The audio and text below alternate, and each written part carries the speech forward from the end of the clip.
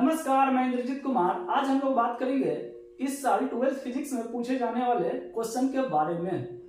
Question है number of electrons present in 8 coulomb negative charge is, और 4 option दिया है।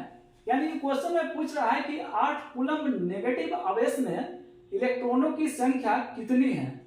तो हम लोगों ने इलेक्ट्रोस्टैटिक्स में पढ़ा है Q equal to NE,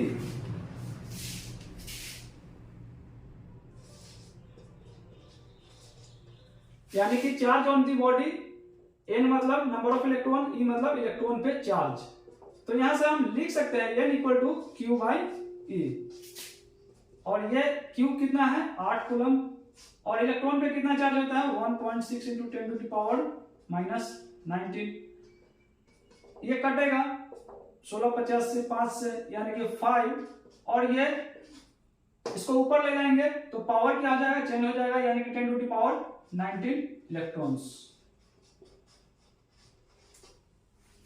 option देखिए इसमें कि कौन सा ऑप्शन है 5 इंटू 10 टू द पावर 19, कौन सा ऑप्शन है, यानी कि ऑप्शन ये, यानी कि सही हो जाएगा ऑप्शन ये, सही आंसर है।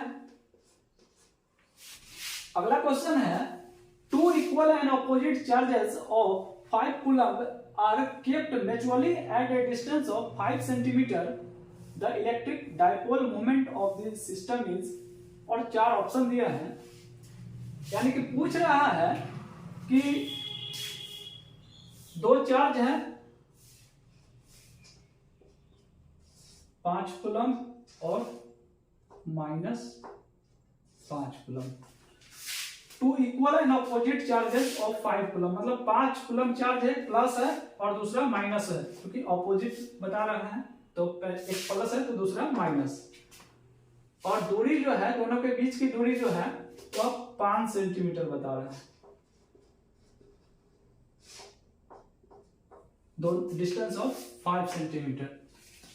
और पूछ रहा है कि the electric dipole moment of this system, मतलब इस सिस्टम का इलेक्ट्रिक डायपोल क्या है, इलेक्ट्रिक डायपोल मोमेंट क्या है।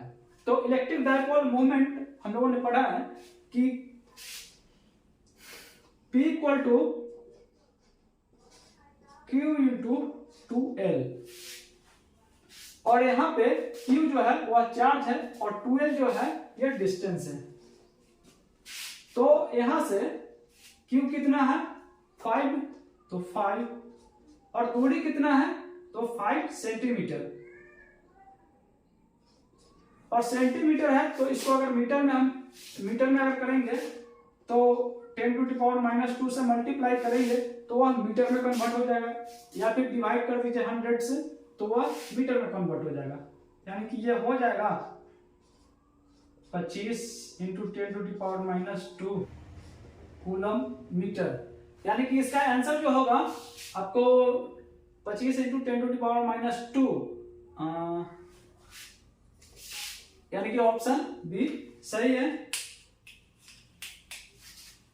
यहां पे ऑप्शन बी सही होगा। अगला क्वेश्चन है the dimensional formula of intensity of electric field is, और तो हम लोगों ने इलेक्ट्रिक फील्ड का फॉर्मूला क्या पढ़ा है, electric field equal to force by charge, यानी कि E equal to F/y charge, यह फॉर्मूला हम लोगों ने पढ़ा है। तो यहां से देखिए कि F का डायमेंशनल फॉर्मूला याद है, F का क्या होता है M L T माइनस, और चार्ज का क्या होता है AT। तो यहां से क्या आ जाएगा M L और T जो है ऊपर जाएगा तो क्या होगा, इसका पावर अभी 1 है तो ऊपर जाएगा तो -1 हो जाएगा, यानी कि अब पहले से ऑलरेडी -2 पावर है, यानी कि पावर -3 हो जाएगा, और A जो है ये भी ऊपर जाएगा तो इसका पावर -1। ठीक है, तो इसका आंसर कौन सा हो जाएगा MLT-3, यानी कि इसका आंसर जो है ये बी हो जाएगा, इसका आंसर बी। ठीक है, अगला क्वेश्चन है convex lens is used in, और 4 ऑप्शन दिया है, यानी कि पूछ रहा है कि उत्तल लेंस का उपयोग किसमें किया जाता है। तो उत्तल लेंस का उपयोग हम लोग जानते हैं कि यह दूर दृष्टि दोष में किया जाता है, यानी कि लॉन्ग साइटेडनेस में किया जाता है, और ये सही आंसर। अगला क्वेश्चन है the colour of a sky is blue due to, और 4 ऑप्शन दिया है, यानी कि पूछ रहा है कि आकाश का रंग नीला क्यों होता है। तो इसका क्या कारण है, तो इसका कारण है स्कैटरिंग, और इसका आंसर हो जाएगा आपको ऑप्शन बी।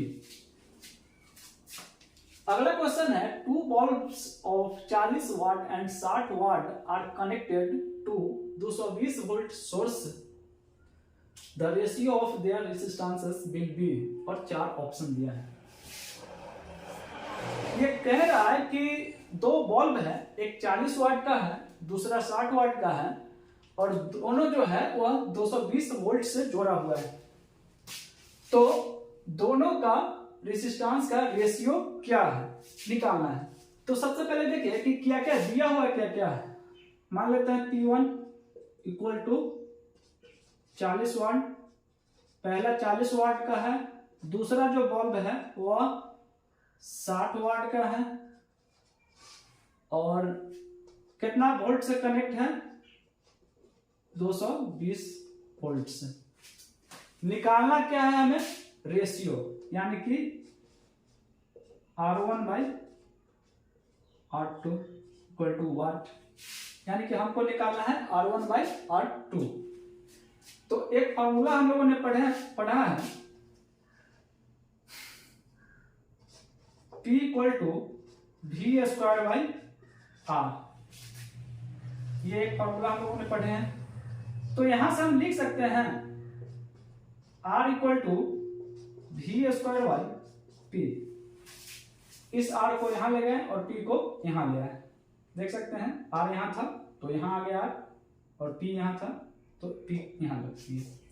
तो यहां से अगर हमको R1 निकालना हो, R1, तो V स्क्वायर बाई P1 कर सकते हैं ना।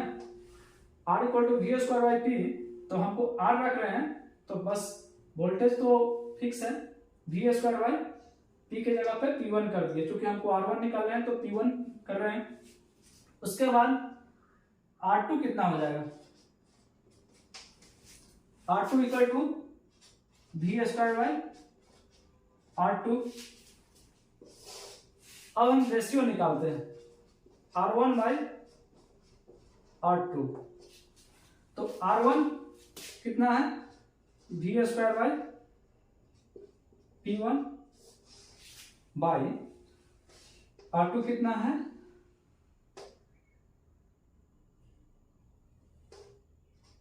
V स्क्वायर बाई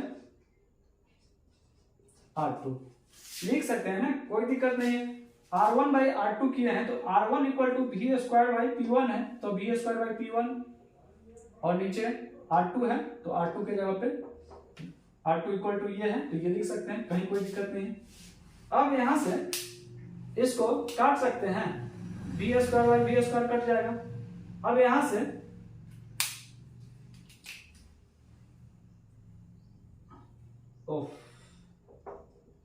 ये P होगा ना, P2। अब यहां से देखिए कि ये ऊपर जाएगा तो P2 बाई P1 हो जाएगा। अब यहां से P2 कितना दिया हुआ है, देखिए P2 60, और P1 कितना है 40,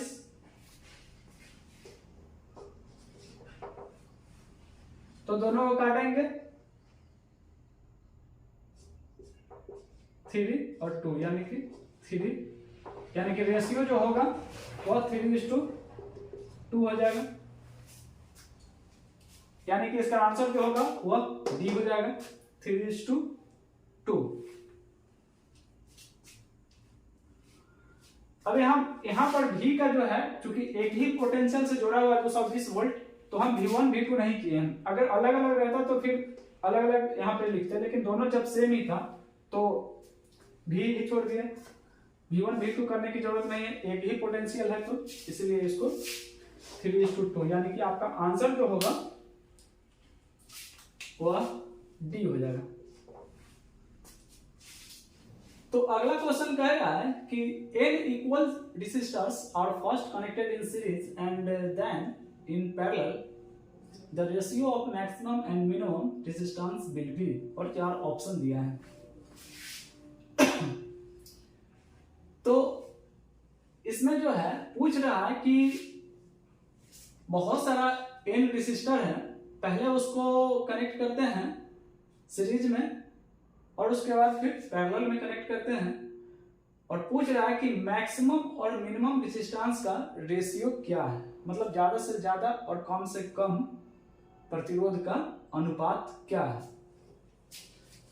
तो जब हम सीरीज में जोड़ेंगे तो आपका रेजिस्टेंस बढ़ जाएगा, यानी कि अगर हम निकाल रहे हैं RS, तो हम लोग जब सीरीज में जोड़ते हैं तो क्या करते हैं, अगर कोई इक्विवेलेंट रेजिस्टेंस सीरीज में जोड़ते हैं तो क्या करते हैं, R1 प्लस R2 R3 ऐसे जोड़ते हैं।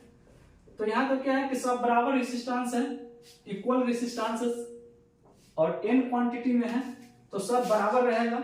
तो यहाँ पे हम लिख सकते हैं NR, तो यहाँ पे n हो जाएगा NR।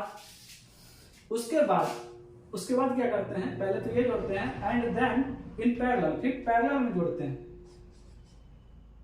और पैरेलल में जब जोड़ते हैं तो हम लोग ऐसे निकालते हैं 1/R equal to 1/R1 plus 1/R2, मतलब जितना है। तो यहाँ पे हम लिख सकते हैं कि 1 equal resistances, equivalent resistances equal to n/R,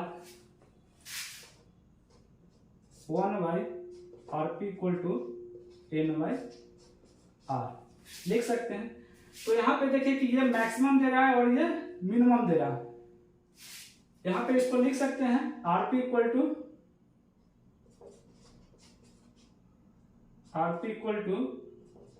R/N, ये लिख सकते हैं। तो जैसे ही अब मैक्सिमम हमको निकालना क्या है, रेशियो ऑफ मैक्सिमम, यानी कि R maximum bye R minimum. तो मैक्सिमम कब होगा, जब हम सीरीज में जोड़ते हैं तो मैक्सिमम, तो पहला ये मैक्सिमम का है और ये जो दूसरा है जो पैरेलल में जोड़े हैं ये आपका मिनिमम का है। तो ऊपर मैक्सिमम कितना है NR, और मिनिमम कब आएगा, जब पैरेलल में जोड़ेंगे, यानी कि R/N। तो R से R, यहां पे R से R कट जाएगा, यानी ये क्या हो जाएगा, ये ऊपर जाएगा तो n² हो जाएगा, और इसमें ऑप्शन है n² D, यानी कि इसका आंसर जो होगा वह D हो जाएगा। ठीक है, अगला क्वेश्चन है n electric dipoles are situated in a close surface, total electric flux coming out from close surface will be, और 4 ऑप्शन दिया है। यानी कि n इलेक्ट्रिक डाइपोल है, बहुत सारा इलेक्ट्रिक डाइपोल है और वह एक क्लोज सरफेस के भीतर रखा हुआ है। तो पूछ रहा है कि total electric flux coming out from close surface, उस सरफेस से टोटल इलेक्ट्रिक फ्लक्स कितना है। तो कहीं भी किसी भी क्लोज सरफेस से जो इलेक्ट्रिक फ्लक्स निकलता है वह आपका होता है Q/ε0। इस फॉर्मूला के माध्यम से हम लोग इलेक्ट्रिक फ्लक्स निकालते हैं। लेकिन यहाँ पे आप देखिए कि डाइपोल है, तो डाइपोल क्या होता है, डाइपोल में एक प्लस चार्ज होता है, दूसरा माइनस चार्ज होता है, दोनों इक्वल मैग्नीट्यूड होगा बट अपोजिट नेचर का होगा, एक प्लस दूसरा माइनस। और ये जो है मान लीजिए यहाँ पे आपको दिखा रहे हैं एक बंद सरफेस है और उसके अंदर ये डाइपोल, बहुत सारा डाइपोल रखा हुआ है एन क्वांटिटी में। तो आप देखिए कि इससे कितना निकलेगा। तो डाइपोल क्या करता है कि एक दूसरे को टोटल जोड़ेंगे तो मान लीजिए +5 और -5, तो ये जो डाइपोल है और ये दोनों चार्ज जो है ये टोटल कितना हो जाएगा 0। डाइपोल को अगर जोड़ते हैं टोटल चार्ज डाइपोल का क्या होता है, वो तो 0 होता है। तो टोटल चार्ज जब 0 होगा तो यहाँ पे Q की जगह पे अगर 0 डालेंगे 0/ε0 यानी कि 0, तो इसका आंसर जो है यानी कि इससे जो फ्लक्स निकलेगा वो 0 होगा, यानी कि कुछ भी नहीं होगा। तो इसका आंसर हो जाएगा आपको डी। ठीक है, अगला क्वेश्चन है the wavelength of which colour is minimum. तो 4 ऑप्शन है और पूछ रहा है कि किसका वेवलेंथ सबसे कम है। तो इसमें ये 4 कलर है, तो सबसे जो है वॉयलेट का जो है वेवलेंथ सबसे कम है, क्योंकि रेड का तो सबसे ज्यादा होता है और वॉयलेट का कम, और ये दोनों के बीच में ही ये सबका वेवलेंथ है, यानी कि आपका आंसर होगा वॉयलेट, ऑप्शन ए सही। अगला क्वेश्चन है pico farad is the unit of, और 4 ऑप्शन दिया हुआ है, तो किसमें से इसका जो है आंसर होगा। तो फैराड जो है यहां पे देखिए पिको फैराड होता है क्या, यह फैराड और यह पिको। फैराड जो है वह कैपेसिटर का, कैपेसिटी का जो है यूनिट है, तो कैपेसिटी का यूनिट है। ठीक है, फ्लक्स का नहीं है, चार्ज का नहीं है, इलेक्ट्रिक फील्ड का नहीं है, तो कैपेसिटी का है। और ये पिको लगा हुआ है, तो पिको जो है वो प्रीफिक्स है, जिसका वैल्यू होता है 10⁻⁻²। तो ये यूनिट को कम बेसी करने के लिए इसका यूज करते हैं, प्रीफिक्स का यूज करते हैं, तो उससे यूनिट जो है चेंज नहीं होगा आपका, यानी कि आपका आंसर जो होगा वह इलेक्ट्रिक फ्लक्स ये होगा। अगला क्वेश्चन है the capacity of A spherical conductor is 1.0 microfarad, its radius will be, और 4 ऑप्शन दिया है। यानी कि एक स्फेरिकल कंडक्टर है जिसका कैपेसिटी जो है वह 1 माइक्रोफैराड है, तो उसका रेडियस कितना होगा ये हमें निकालना है। तो दिए हुए हैं C = 1 माइक्रोफैराड, और निकालना हमें क्या है रेडियस। तो एक फार्मूला हम लोगों ने पढ़ा है C = 4πε0r, ये फॉर्मूला हम लोगों ने पढ़ा है। तो यहां से हम लोग लिख सकते हैं R = C/4πε0, 4πε0 को इधर कर दिए तो C/4πε0 और R, यहां से 1/4πε0 इंटू C, और 1/4πε0 का वैल्यू कितना होता है 9 × 10⁹, और C का वैल्यू कितना है 1, और ये माइक्रो है, माइक्रो का वैल्यू होता है 10⁻⁻6।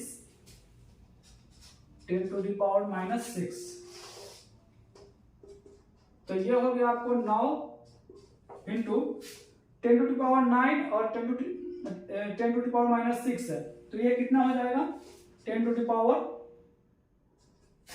9 है और -6 है तो 3 हो जाएगा। तो इतना मीटर आपका हो जाएगा। और इसको अगर जब किलोमीटर में चेंज कीजिएगा तो 1000 से डिवाइड कीजिएगा, यानी कि 9 × 10⁻3/1000 इतना किलोमीटर हो जाएगा। तो 1000 से 10⁻3 खत्म, यानी कि 9 किलोमीटर, यानी कि ये C आपका आंसर हो जाएगा। अगला क्वेश्चन है the dielectric constant of a metal is, और 4 ऑप्शन दिया है, यानी कि डाइलेक्ट्रिक कांस्टेंट ऑफ मेटल मतलब धातु का डाइलेक्ट्रिक कांस्टेंट कितना होता है, -1, 0 या 1 या इंफिनिटी। तो इसका आंसर जो है यह इंफिनिटी होता है। किसी भी मेटल के लिए यह इंफिनिटी डाइलेक्ट्रिक कांस्टेंट इंफिनिटी।